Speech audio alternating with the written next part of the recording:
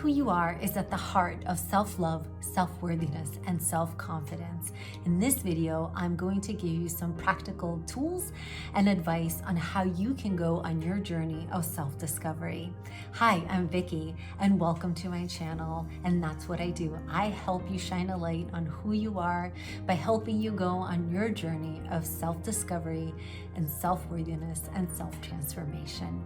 If you like my content, please make sure to comment and subscribe. All right, so what is self-discovery? Self-discovery is going on the journey of truly finding out who you are. But how would you do that?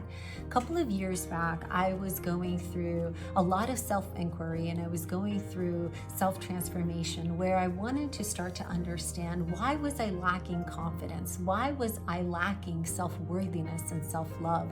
What were those emotions that were coming up for me? Emotions of loneliness, even though I wasn't alone, the emotions of feeling like I wasn't worthy of getting a promotion at work, or that I didn't have any smart ideas to contribute. I was also going through a lot of self-doubt, not knowing what value I brought into people's lives. And so I started to go on a journey of really trying to understand where these emotions were coming from. And the journey wasn't easy, but it was simple.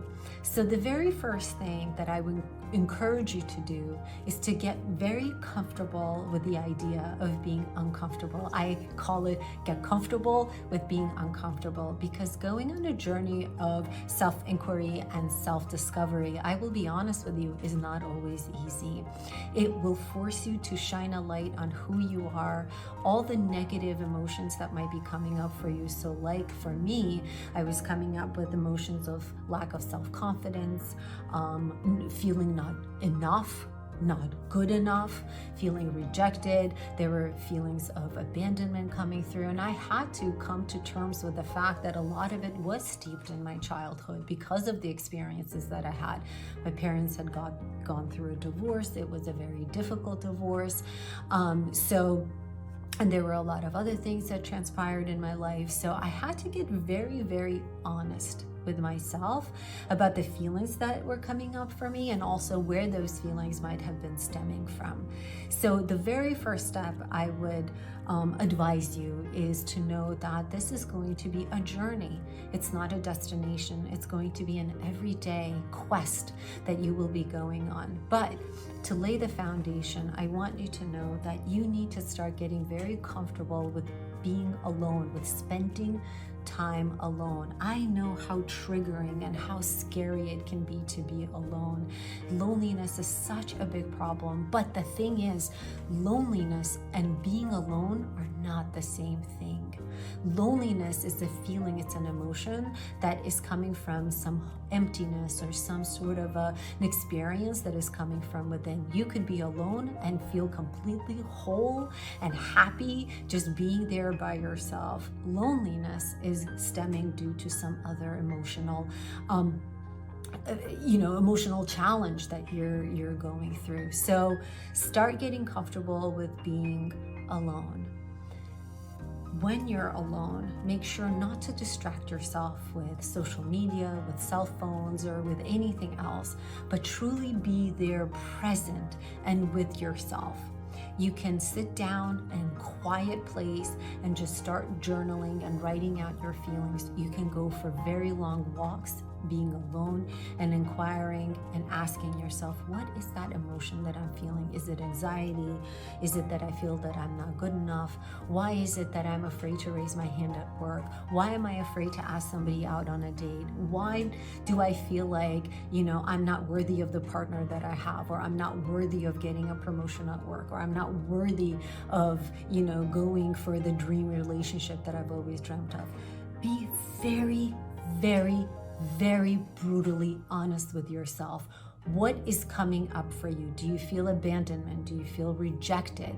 When did that rejection start for you in life? Was it in your childhood? What could have happened in your childhood? Were you made fun of as a child?